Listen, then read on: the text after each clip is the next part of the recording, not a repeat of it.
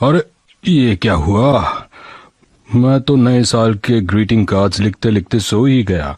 हर साल new year से पहले मेरे ही कार्ड्स पूरे क्यों नहीं होते हैं? ओ, अरे ये वाला तो खराब हो गया है। पता नहीं ये किसके लिए लिख रहा था मैं। अरे हाँ, याद आया, ये राइचैन के लिए था शायद। मैं सोच रहा था कि इसे पूरा करके आराम से सोने चला जाऊंगा, लेकिन अफसोस की बात ये कि मैं इसे लिखते लिखते ही सो गया। मेरी आंख लग गई अचानक। पर मेरी इस साल की न्यू ईयर रेजोल्यूशन ये है कि मैं अगली बार कार्ड लिखते लिखते बिल्कुल नहीं सोने वाला हूँ। पूरे कार्ड लिखकर ही सोऊंगा। इस बार तो गलती हो गई, लेकिन अगली बार नहीं होगी। हाँ, ये वाला कार्ड तो वाकई बहुत स्पेशल है, क्योंकि ये है मेरे डैड के लिए। तो अब तुम बोलो। आपके शहर में बहुत सारे लोग होंगे जो कोट और पैंट पहनते होंगे, लेकिन सच्चाई ये है शिनचैन, अक्सर तुम यहाँ कब आए? थोड़ी देर हो गई डैड। ठीक है, कुछ कहना चाहते हो? वैसे आपको पता है डैड, मुझे भी अपने दोस्तों की बहुत याद आती है। अब क्या करूं? लेकिन इसमें दुखी होने की कोई बात नहीं है। जैसे कि मेरी प्यारी डिश जल गई है, लेकिन मैं उसे फिर भी खाऊंगा। इसी को तो असली दोस्ती कहते हैं डैड। तो आइए अब आपको दिखाते हैं कुछ बाजार में आए नए खिलौनों को। इन खिलौनों को आजकल बच्चे शिनचैन, मैंने तो सुबह ही इसे न्यू ईयर का गिफ्ट दे दिया था, फिर क्या हुआ? देखो मित्सी, शिनचैन अब एक बड़ा भाई बन गया है, इसलिए ये गिफ्ट इसे फ्यूचर में अच्छा बनने में मदद करेगा। अजीब बात है। मैंने अभी अभी पोस्ट बॉक्स देखा है। मैं कार्ड्स पोस्ट करके अभी आया। अब सबको वक्त पर कार्ड्स मिल जाएंगे। अरे क्या हो गया मित्सी, वो सब लोग कहाँ चले गए? मुझे लगता है वो अभी तक पहुँचे ही नहीं है। दादाजी उधर देखिए। दादाजी, दादाजी, हम इधर। अरे शिनचैन बेटा, मैं यहाँ हूँ। क्या ये हमसे पहले पहुँच गया? अरे तो क्या हुआ, इससे क्या फर्क पड़ता है? ये सब तुम्हारी वजह से हुआ है। तुम फ्रेश होने के लिए जो चली गई थी।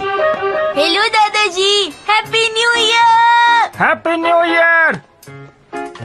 सबको हैप्पी न्यू ईयर।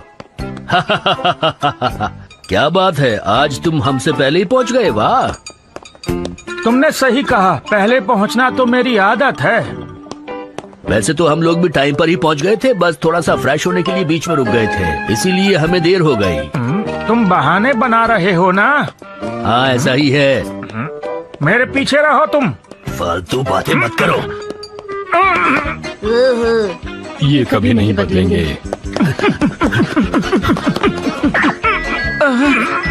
अरे सर, ऐसे तो मशीन खराब हो जाएगी।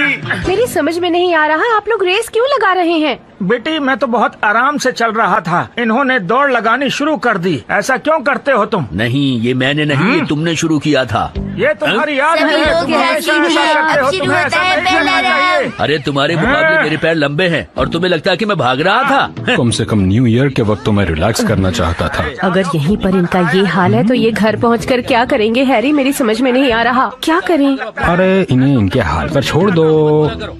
और आप भी ख्याल रखा कीजिए हैरी, हिमावारी के सामने जरा ठीक से पेश आया कीजिए। मैंने क्या किया? अच्छा,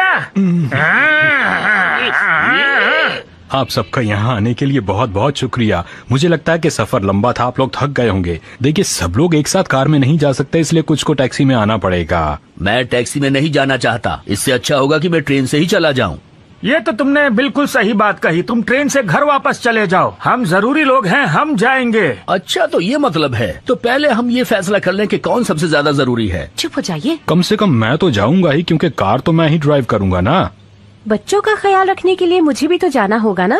और मैं नए साल का खाना बनाने में मिसी की मदद करने वाली हूँ। मैं भी तुम लोगों की मदद करूंगी। और मैं हिमावारी को क्वांटम की कहानी पढ़ के सुनाऊंगा। मैं तो सोच कर आया हूँ कि बच्चों को अच्छी कहानियाँ सुनाऊंगा। मुझे पूरा यकीन है कि ये झूठा बहाना बना रहा है। इन तीनों को ले जाना जरूरी नहीं है।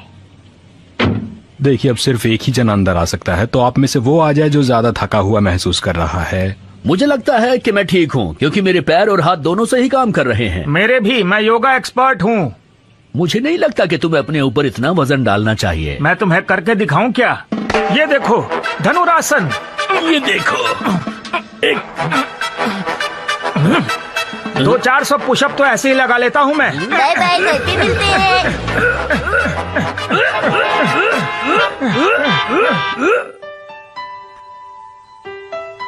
खुशबू अच्छी आ रही है ना?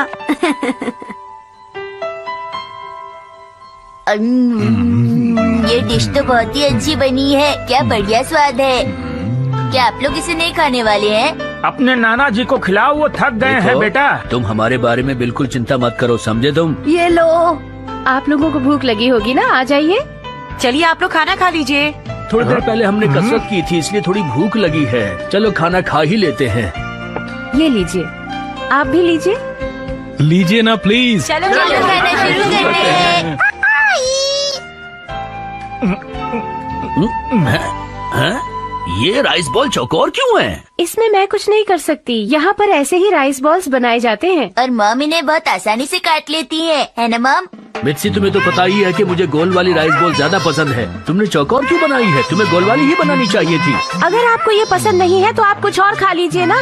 मुझसे ऐसी बातें करने की तुम्हारी हिम्मत कैसे हुई? वैसे अगर आप चाहें तो मैं आपके लिए गोल राइस बॉल बना सकती हूँ। नहीं, अब तुम्हें कोई स्पेशली बनाने की जरूरत नहीं है। मैं ये गोल वाली ही खा लूंगा।